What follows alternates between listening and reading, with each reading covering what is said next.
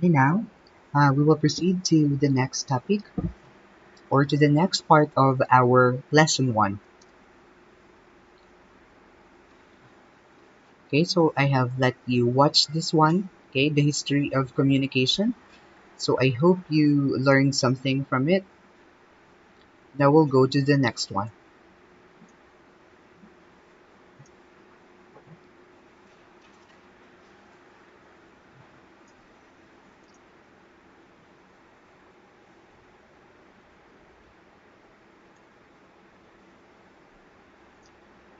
These are now. So in this topic, we are going to discuss the different models of communication. I know that way back in your grade 11, you have already discussed some models in communication with your with your oral communication subject. Okay, and to add up to your knowledge or to review some of it, we are having this one because, as what I've said, communication is very important in sharing information. Next, different models of the communication process. Communication channels are the set of components in the universe that implement the functionality needed for the communication process to take place. So what do we mean by channels? These are the set of components. Kumbaga bala class, it could actually be your tool. Okay, it's the way. This is how you transmit your information. Okay, and transmitting your information is as a part of communication, and by using channel is of course would be under some communicative models. To better understand the process of communication, let us look at some of its models. First, the transmission models. Okay, these are models that are straightforward and tell you that communication originates from someone and their message flows through a channel, and that someone on the other end receives the message with a corresponding effects. Okay, so one of the models in of transmission models, Balakas, and when we talk about transmission models, this basically just means na ang message, Balakas, is directly communicated to another to a receiver. So there is a sender, a channel, and then a receiver and the effect on the receiver. So that is just the elements of this model class.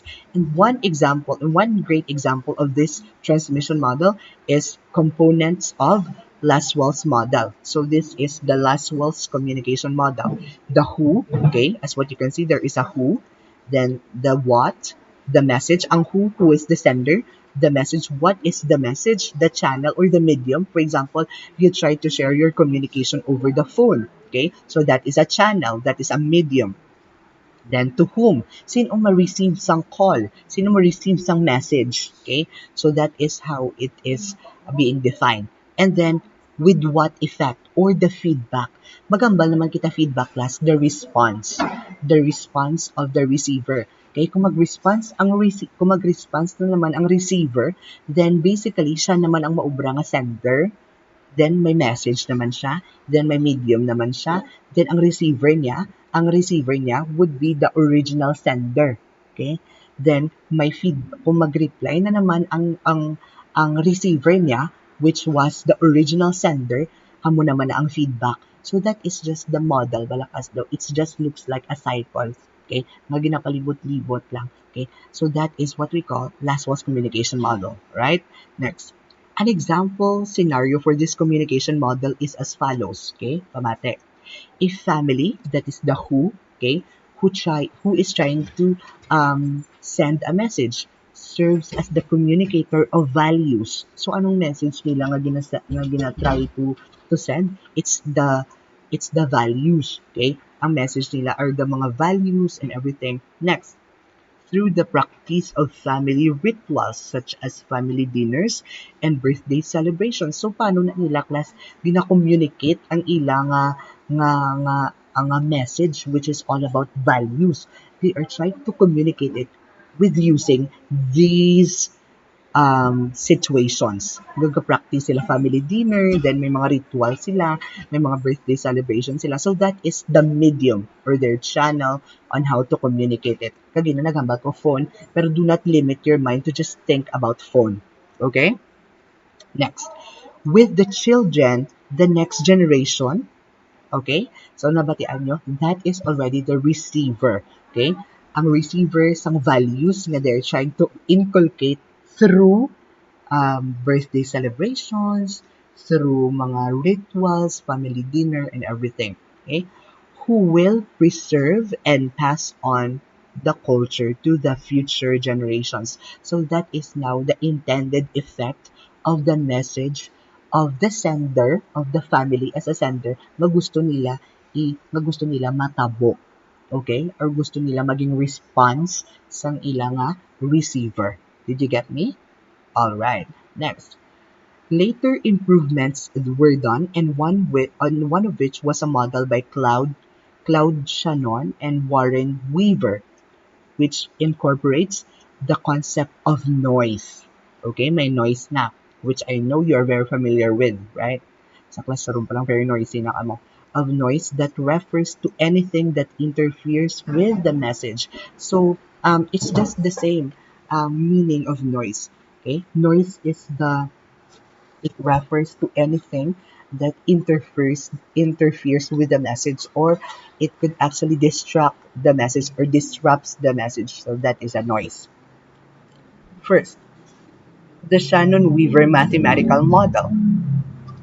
It's in 1949. 1949. Information source, transmitter, okay? Kagina to daw sender ang information source, transmitter, okay? May signal, may channel man, and then in the channel there is a noise, okay? May noise dira because in the channel usually dira plus ga interfere ang noise with the message, okay? Receiver and decoder and the destination. Next.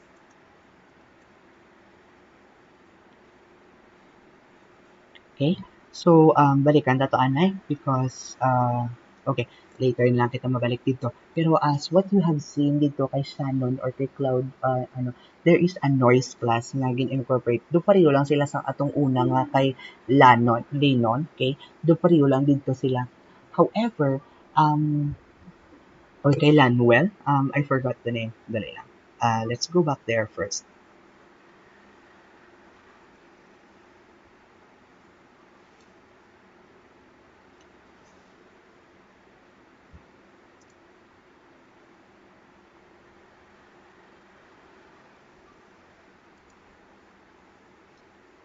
Okay, pareho kay Laswell Balaklas nga pareho man sang daw model niya. However, in the medium or in the channel, dira iya class gina-incorporate ni Shannon kag ni Weaver ang ilang noise. Okay, so there is a disruption kuno.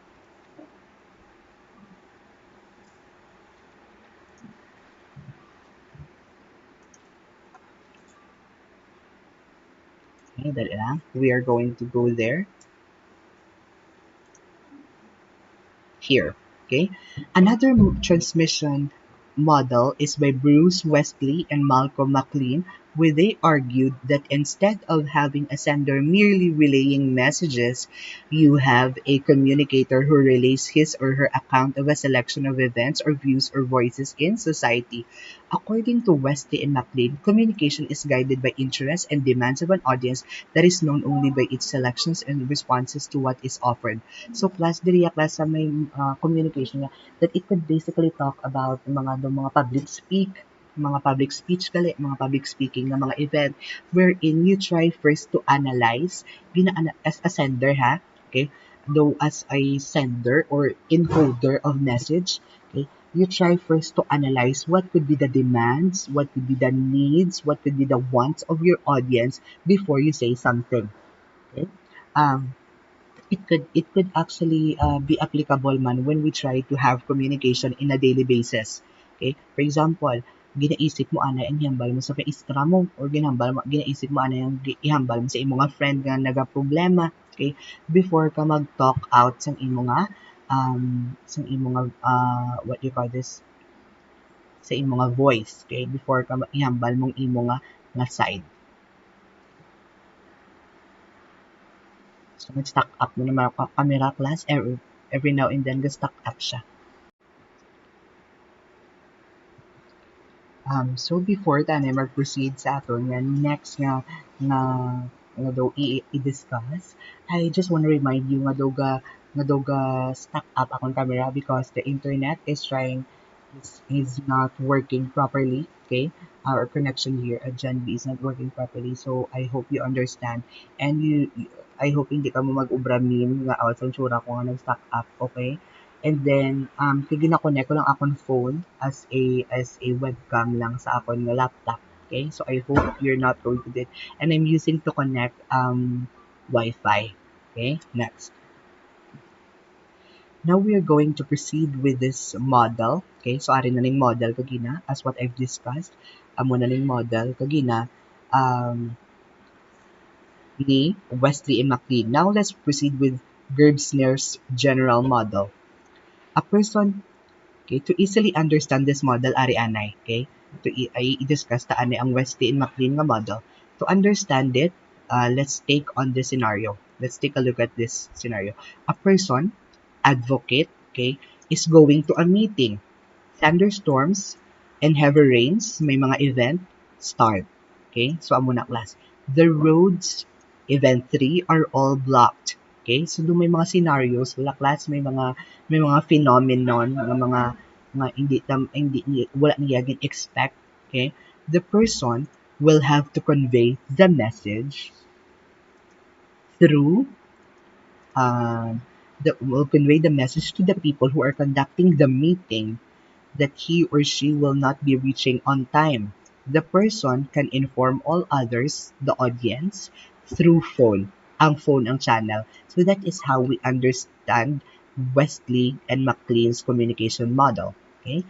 A more sophisticated model was introduced, another model naman ni class, by George Gerbner, where someone perceives an event and reacts in a situation through some means to make available materials in some form and context conveying the content of some consequence. Okay? Gardner's model. So this is how it looks like. Okay? So as what I've said, sophisticated, though much pina-complex, pag sa blakas, though mas pinabudlay, because damo-damo siya ang mga elements na nga involved. Okay? Not just SE1, E1, and event, but there is already selection, context, availability. So, gina-consider na ang perceptual dimension. Plus, kung hindi mo makita, wala class ang igira istorya mo, or hindi mo makita iya presence, hindi mo ma-feel, so you cannot really justify that the communication is successful. Next. Another one is a ritual, kagina to, do direct lang klase nga type of mga models. This one is ritual or expressive model. Ano magambag ito, ritual or expressive model? This depends on shared understandings and emotions. It is celebratory or consummatory. Okay, so celebratory siyang expression and decorative rather than utilitarian in aim, and it often requires some element of performance for communication to be realized. Okay? So may mga ginagamit mo imo nga creativity, ang imo nga ang body to communicate. Also, it has integrative consequences in society wherein communication is done to build social relationships. Okay? So communication here is being used to build relationships with other people. An example would be when you use certain symbols and euphemisms to indirectly refer to certain things, but you are sure that your audience still understands what you're trying to say. The communication is ritualized because the meaning is suggested more than explicitly stated. The understanding of it, though connotative, is mutual. Inablaklas ang kind of communication that could actually take place within very close people.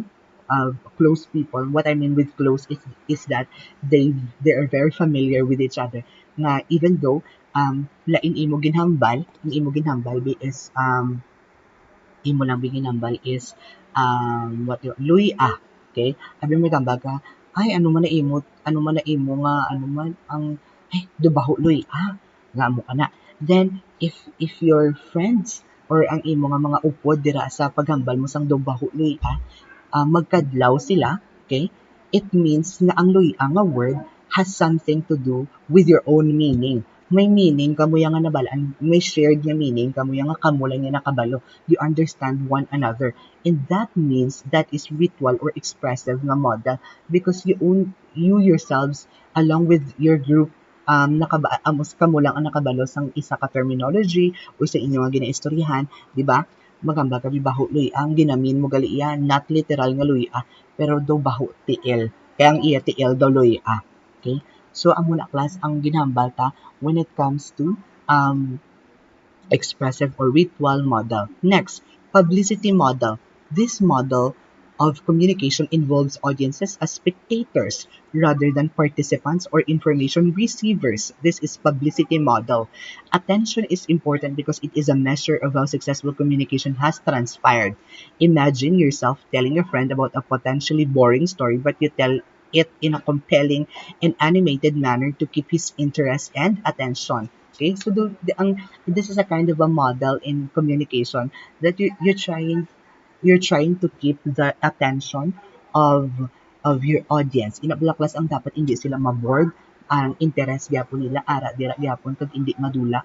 So in that manner, um, this is what we call publicity model. Na hindi balaklas ma-board im audience, so you make something out of it. Pareho sa publicity by the word public, daw mag-public speaking ka balaklas, so mag-deliver ka sang speech, okay? You're trying to do everything to keep the attention of your audience. Okay? Kaya importante sa amo nga model ang attention sang imo nga ang attention sang imo nga audience to be there always, all the time. Next, reception model. This is the fourth type of model. Communication is an open process, which means that messages sent and received are open to various interpretations based on context and the culture of the receiver. In other words, there might be varied meanings to a single statement that is communicated. For example, with the nonverbal use of this one. Okay, when we try to when we try to do this one in the Philippines, it is just all right, diba? It doesn't have any meaning. But when you go to South Africa and when you go to other countries, especially in Australia, doing this could actually mean something else. Okay, so that is reception model. That explains reception model. Nga one single word or one single action or one single message could actually mean a lot. Okay? So, hindi ka mo class, be careful with it. Okay? So, you have to be aware of reception model. Okay? So, when you try to do this, it's okay in the Philippines, but when you try to do this, it's not okay in the it's not okay with other countries. Okay? Because it could actually mean, the genital of a female being explicitly nga ginapagwa or do gina-expose. Okay, next. Now take a look at Wilbur's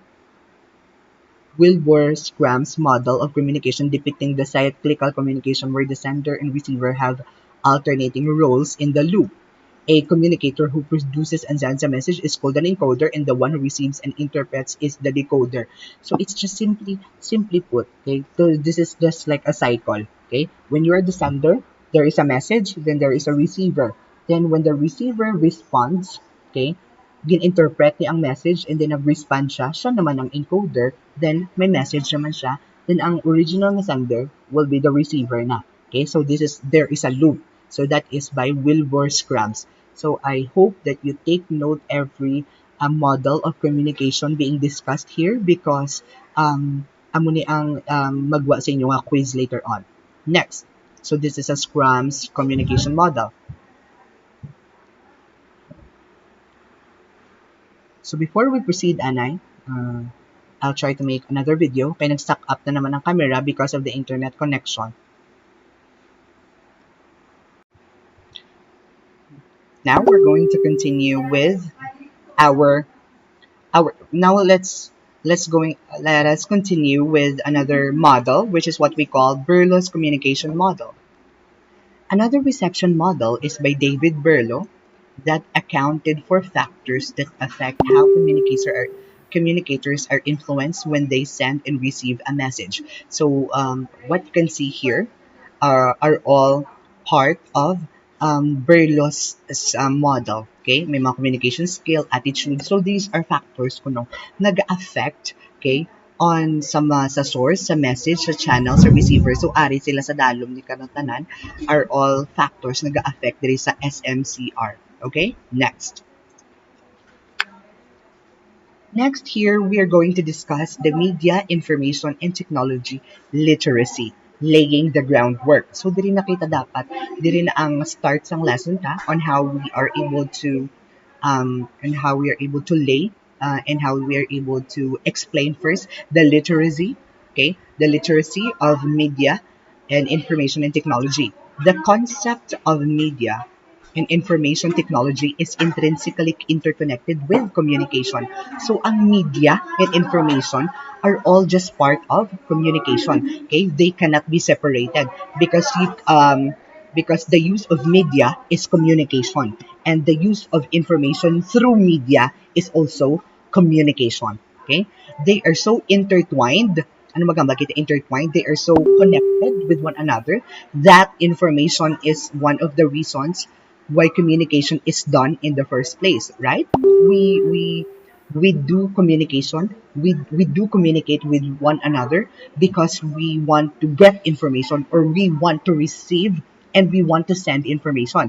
That's why communication, media, and information cannot be separated, because all of them can all be just merged up, okay, to produce literacy, and literacy in all its senses, okay? And this information can be shared through media. Okay? Para sa ginhambal ko, mga information can be shared through media. And sharing information through media is a type of communication. Like communication, the word media has been variously defined. Okay? It has been variously defined. As what I've said during our introduction, ang media class is the general term or the umbrella term. And under media, we have a lot of kumbaga branches. Okay? We have branches, we have social media, we have multimedia, we have television media, radio media. So damo na tanan class. Okay? But all of its definitions suggest that media, okay, it refers to a tool. It's a tool class for transmitting that information. As what I've said, this is what you use for you to transmit information. Okay, so may it be a radio, a television, a Facebook, or social media. Okay, whatever it is, a film. Okay, whatever it is, it's still a tool, and it's still part of media. And the singular form of media is what we call medium. Okay, the table shows the different categories of media. First is modality: text, audio, video, graphics, or information. Ano na? Okay, explain na later dito sa dalong. Format: the digital or analog. Ways of transmitting: electromagnetic or radio waves, light waves. Mass media: TV, radio, print, internet, television, or mobile. Media modality, para sa babaw. Media modality refers to the nature of the message. It's the nature of the message class. What is the modality of the message? Wow, what is its nature? Kumbaga, diin siya nag-root or anong source niya. Okay? Kung ano gid ang iya nga, anong gusto nga ipahibalo. Okay? Anong unod. Okay? Refers to the nature of the message relayed using either of the given examples. Okay? So, media format naman is the way data is arranged. Paano siya i-arrange? Is it arranged digitally or analog, or by way of analog? Transmission can be done, pare sa ways of transmitting, can be done through electromagnetic waves or audio or light waves. Kung sa audio, just using the audio lang, mga electromagnetic waves lang sa radio and everything. But when we talk about light waves sa television or sa video, okay? Mass media refers to the particular media technology to which the media is transmitted. So television, radio, ano pa na, print, internet, telephone, or mobile. So tandaan nyo ginatanan class, okay? And each example for each category, okay? Information, according to the UNESCO Media and Information Literacy Curriculum for Teachers, is a broad term that can cover data, knowledge derived from the study, experience, instruction, signals, or symbols. So all of these could define information. When you use media, information is referred to as the knowledge of specific events or situations that have been gathered or received by communication intelligence or news reports. Okay, so gumagamit ka sa media to relay information. Okay, this is how it is being defined. Okay. Next, literacy it is the ability to identify, understand, interpret, create, communicate, compute using printed and written materials associated with varying contexts. So when we talk about literacy, kumbaga, it's your ability, it's your competency black class do imo nga ability or education mo on how to use that certain thing. That's why it's literacy because we are going to be literate individuals. Magamba kita literate individuals. We're going to be educated individuals, informed individuals of the different media platform, okay, of how we use information, of how we gather information properly. So all of this could contribute to us, okay, to how we become literate in the use of media and information, okay.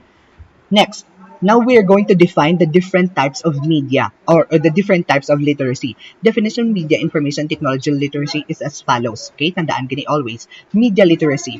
It is the ability to read, analyze, evaluate, and produce communication in a variety of media forms. Okay? So, it is your ability to read, analyze. Pares ang ginambal ko, importante kay class mag-analyze, mag-receive, what you call this, mag-share some information through media properly because if you cannot distinguish right or wrong in sharing information through media channel or media platforms, then in that manner, basi ma-judge ka or basi ma-misinform mo ang mga tao. So it is very important for you to be able to communicate your information properly. Okay? This also involves understanding and using mass media in either an assertive or non-assertive way, including an informed and critical understanding of media, what techniques they employ and their effects. Next, information literacy. It is the ability to recognize information to recognize when information is needed, kung saan need ang information, and to locate, evaluate, effectively use, and communicate information in its various formats. So, information class, how we use information properly, bala class, how we receive information properly, okay, and how we become users of information properly, okay. It also includes the ability to read and interpret media, to reproduce data and images through digital manipulation. Magambal kita digital literacy, are naman siya. Okay? It includes the ability to read and interpret media, to reproduce data and images through digital manipulation, and to evaluate and apply new knowledge gained from digital environment. Okay? So this is how you manipulate technology class to share information. Pareho na sang mga gagamit ka infographics or gagamit ka sang mga film for you to be able to share your information. So that is being digital or technology literacy. That is having digital literacy or technology literacy. Next, media and information literacy refers to the essential competency. So tandaan gini, ang MIL or media and information literacy, it refers to the essential competencies, knowledge, skills, and attitude, okay? Nga proper, nga positive ha, not in a bad or negative way, that allows citizens to engage with media and information providers effectively and develop critical thinking and lifelong learning skills for socializing and becoming active citizens. Okay, so MIL, okay, will train you, okay, or kung may MIL ka, kung may media and information literacy ikaw nga na-acquire sa self mo, okay, it can be used for you to socialize with others in a very positive note, okay, in a very positive way. It also includes information and communication in digital literacy. So, ara na dara man included. Do you get me? Okay, I hope you get that.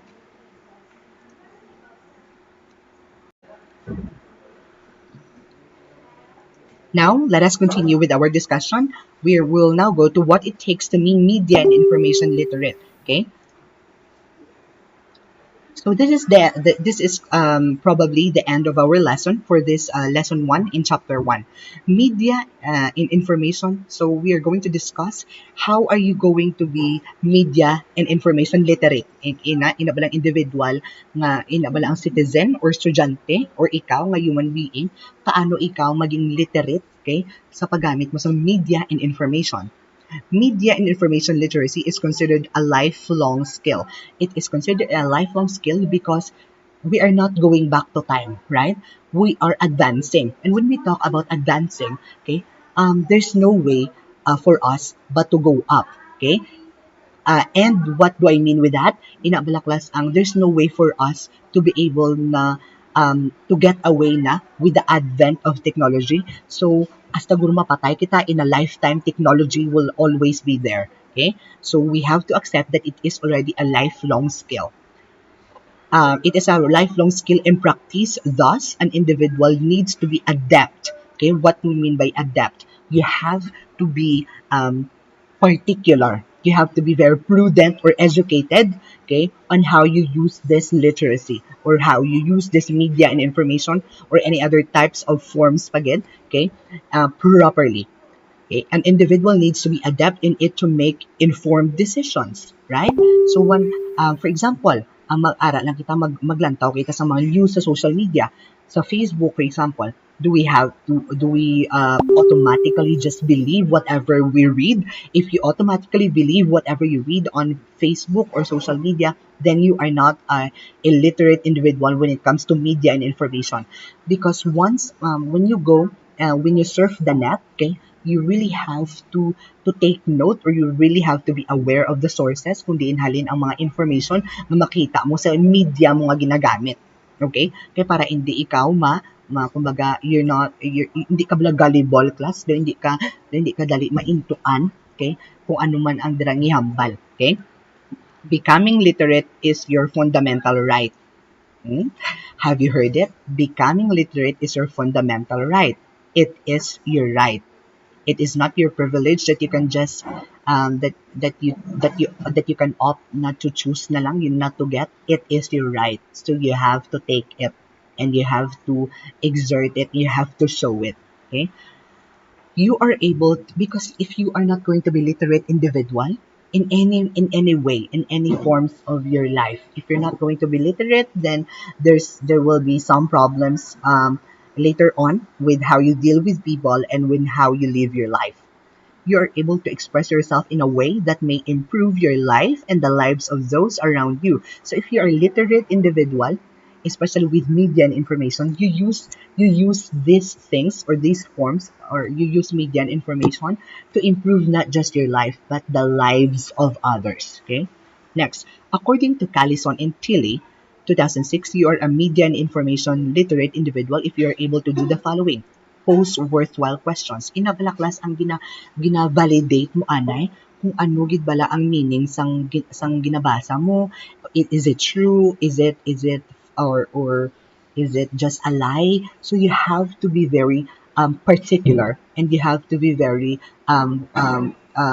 you have to be a critic first. Okay? Kinanglan mong maging critic man class always and not all the time. Pero you have to be critic at some point of your life because it's very important. Okay? Whenever you criticize something, you are trying to let your mind works. Okay? To let your mind work. Okay? So, ang gagana imuutok, ginagamit mo imo critical thinking skill kung ga-ask ka questions anay or ga-reflect ka anay before you actually believe on something. Okay? Next. Evaluate the adequacy of an argument. Okay? So, gina-validate mo anay ang adequacy ng argument. Is it true? Is it false? Is it what? Okay? So, gina-try mo siya validate anay. Next. Recognize facts, inferences, and opinions and use each properly. So, may mga facts ka, may mga inference ka. For example, you just do not believe a certain link coming from the internet. Okay? Because wala kaya kabalo kung ano na ang link na. Is it reliable? Okay? Is it nakita mo siya na ginagamit na siya always? Or is it validated or official? Okay? So, dapat gina-validate mo. And some point, di ba, sometimes may mga official statement na gina-release ang mga personality. So, kung may nag-release sila statement, okay, ang statement kung anong channel nila or kung anong media nila nga gingamit, anong way nila sang paggamit sa to sang or pag-produce sa to sang statement nila. Okay? So, i-validate mo to anay if di indeed to nagin-produce ang personality. Base karon ginubra-ubra lang to ya kay hindi man gali official page or official site or official gid ang nga tawo ang nag-release sang statement sa isa ka big personality. So you have to be really aware of the information and the media that you use. Deal with um, quandaries and ill-formed problems that have no fixed or unique solutions. Okay, so you are able to deal with the problems, wala class. Kung may mga problems ka nga nakita, then you just do not, nga mabasa ka lang, tapos ina ba lang basahon mo lang, and then, ay, takan ko mag-isip, so hindi ko mag-isip, okay? So hindi ko magpadalom isip kung ano sa diin naghalin ng amuni, kung sa diin naghalin ng amuna, okay? So dapat class, you really have to take into consideration to look bala intricately or to look deeper sa source ng issue. For example, with the problems bisang mga law nga ginapasa. For example, ang death penalty. Okay? Nabasahan mo lang ang isa ka article nga wala sa yagapati sa death penalty. Okay? And then, without reflecting on the problem or on the issue first, nag-assume ka na lang, hindi man ko magpati sa death penalty, kay amo to nabasahan ko. Okay? Basi may side ka pa nga, basi may mabago pa imo side kung nakabasa ka class o naintindihan mo gid kung anong problem. Okay? Or anong law about death penalty. So amo na reflect and think deeper pagid sa mga issue nga katabo sa sa palibot mo. Next. Or on media. Give and receive criticisms constructively. So importante kina class. For example, you have made a mistake when you made a mistake, and then if you're not going to take if you're not going to learn from that mistake, and then maano ka bala class, mahambalan ka sang iban nga tawo nga amo ni dapat ang ginhimo mo, amo na, and then you did not take that advice seriously, kay nag-ano ka, kay ma-pride ka, okay, and hindi mo gusto mahambalan, okay, hindi mo gusto i-correct imo mistake. So in that manner, you did not take that advice constructively, okay? Kung na-admit mo man sa self mo that you have made a mistake, then take the advice of others and try to improve yourself next time so that you cannot produce the same mistake over again. Okay, next. Agree or disagree in degrees measure against the merits of the issue and the audience. So class, before you agree or disagree with an issue, you have to look first with the factors that could actually affect your decision. Okay? So wala ka lang yung nagamba nga nagpati ka because ang nagamba sa to is idol mo. Okay? Or wala ka lang yung nagamba nga hindi ka magpati to ya kay ang nagamba sa to hindi mo bet. Okay? Or hindi masyado kilala. So you really have to take measure kung ano dapat ang patihan mo. Okay? If you can disagree with an issue, okay, based on your own inference or based on your own idea of the subject matter. Next. Extend a line of thought beyond the range of first impression. Diba we have a saying that first impression lasts? Okay? Is it always applicable? I think no. Okay? Because we have to give other people or we have to give ourselves a room for us to be able to improve our thoughts or our impressions. Kaya malay mo, atong first impression to ya will not be the definite impression na dayon nga pagkabalo mo, amo na ginasaya all throughout. No. Okay? Basi yang may something pa. Okay? Basi may something pa nga improvement the next time. So, amo nang minambal class nga first impression. Okay? Next. Articulate a complex position without adding to its complexity. Okay? So class, you have to be very you have to be able to justify. Ano magamba ta justify? Hinabala class ang marasonan mo ang imo nga posisyon. For example, nga nagambal ka nga nagapati ikaw sa same-sex marriage. Amo na for example. So dapat class, ihambal mo lang na in a way nga kabalakas hindi ka pagin magdugang sa libog or sa problema, wala pagin nagbudlay ang sitwasyon just because you have made your position nga nagambal ka nga hindi ka gapati ka sa same-sex marriage. Okay? Next. The media literate person is in control of his or her media experiences because he or she understands the basic conventions of various media and enjoys its uses in a deliberately conscious manner. Okay? So, amo na class, magambal, kita nyo ng MTRCB. Okay? MTRCB is being used to regulate whatever form it is or whatever content nga makita sa mga bata sa television or sa mga tao sa television. Okay? So, ara, ginaubra na to regulate, okay, the information nga pwede ihatag sa audience. So, amo na class, okay, you need to become like the action of MTRCB. I'm not saying that you need to really become MTRCB. You just need to have the attitude of MTRCB. Na class ang very, gid sa anay, very, ga-criticize gid sa anay before siya maglantaw or before niya i-accommodate ang iya nga information, okay? Kag ipakita sa iban, kag i-share sa iban. So, amo na class, be like, have an attitude like that, okay? So that you will not become gullible in any things that you will do in the future, okay? So I think that's the end of our lesson. However, I need to give instruction first on what are you going to do with the next part of this of our discussion. Okay, now that we are done with our lesson, I hope that you really learned something with the discussion. Okay, so apply all the things that I have told you so that you will be able to become a media and information literate individual. Now, we are going to discuss more of it with the following lessons. So I hope you're going to still listen to and watch the videos that I am creating so that you will learn something out of it. Today, right after the acquire part, we are going now to continue with the application part or the applying knowledge na part. Okay? So I will open the applying knowledge na part and I will explain to you the instruction and then you need to do the applying part today. Okay? You need to pass it until only mga 8 p.m. karon alas 8 karon sa gabi kay para may time pa kamo, okay? Pero if you really want to pass it right away and you want to do it right away para wala ka na karon obrahon, you can actually do it and just pass it, okay? So now I'll show you the applying part. So we're done with it. Now let's go with the applying part. I will just go to my courses, then I'll click Media and Information Literacy.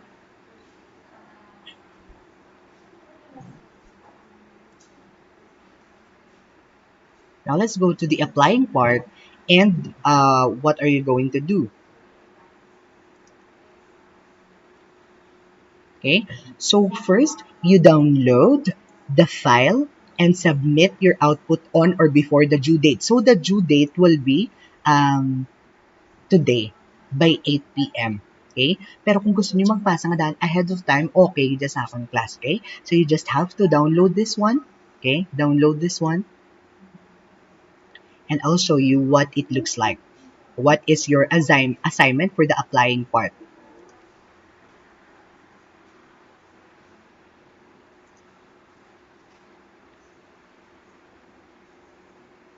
Okay, first thing that you're going to do is this is 10 points, okay? And by the way, I am just going to tell you that this one is not graded, okay? Ihambal ko na sa inyo class nga usually ang applying nga part, ihambal ko sa inyo, ma-announce lang ako if it's graded or recorded lang, okay? So, subong i-announce ko lang nga daan nga ini nga applying nga part sa lesson 1, sa chapter 1, will just only be recorded para mabalaan ko lang kung ano inyo idea, but I will not grade it, okay? So there's no right or wrong answer. Anything that you will write here, okay, should just come from you originally, okay? Wait lang, I'll just show the assignment part, okay?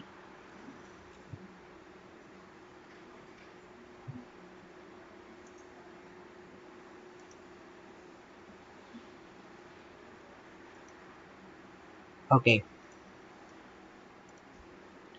Now, this is the assignment part, class, that you need to be able to do.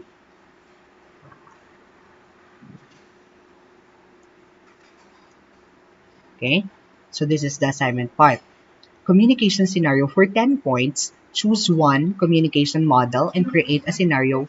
Also, identify its essential elements. Use the space provided below. Okay? So dapat mapili ka sa communication na model. Okay? And then, you try to make a sample out of it. Okay? Do you get it? Okay? I hope you get it. Venn diagram. For 15 points, you compare and contrast the three concepts by filling out the diagram below. Use words, phrases only. Okay? So, diri class, diri nga point, diri ang ilang differences. Diri na wala sa space nga niyo, sa dagko ni nga space, are, okay? And then here, sa gagmay nga ni, you should put here the similarities, okay? So diri sa tatlo nga inyo, okay? You should put here the similarities of the three concepts na gin-discuss naton, okay? So amo lang na, then after that, what are you going to do? Diba? For example, nag-ano ka na, naka-answer ka na, na-save mo na. Okay? So, na-save mo na ni siya. Then, what are you going to do? You have to rename your file. Okay? Para mag-ano siya? Para for example, diri ka sa downloads. That lang, I will show you how to rename it.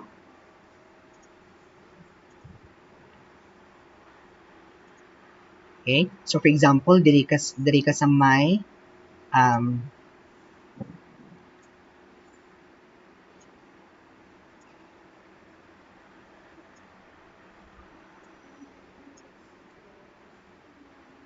no.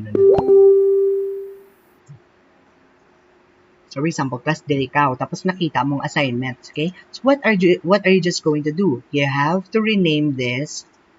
Okay, you just have to put your last name. For example, Bahande. Okay? And then, amo na ipasa mo sa akon. Do you get me? You can use your Moodle. You can use your Moodle, or you can use your MRooms to pass your requirement or to pass the applying part of this lesson. Okay? For example, diri naman kita, makadto kita dire sa aton nga okay? So, diri nga part, makadto kita dire. Just add submission, ha? You have to add submission and attach the file and it will automatically mapasa na sa akon. Okay? So, just follow the instruction there on how to pass. Do you get me? Okay? I hope you will do that. And as what I have told you, the deadline of it will be today until 8 p.m. only. Okay? Now, let's go to the after na sang aton nga ginatawag nga applying new knowledge nga part. Now, let's go to the assessing new knowledge. Assessing new knowledge, kasi as what I've said, will always be recorded. Okay, so daw diri na ding exam nyo or daw quiz nyo for this lesson. So, ano na diri class? Ano na diri, san utan ni ubrahon gali? I mean, ubrahon ta ang assessing new knowledge on Thursday. Okay, on Thursday on your time period, I will give you the whole time to answer this quiz because it has a time limit. It has a time limit and you need to do it on your time period only, and then after that, I will close it. So, I hope you will be ready with this one. At least I announce it ahead of time so that hindi ka mo makibot. Do you get me? Okay?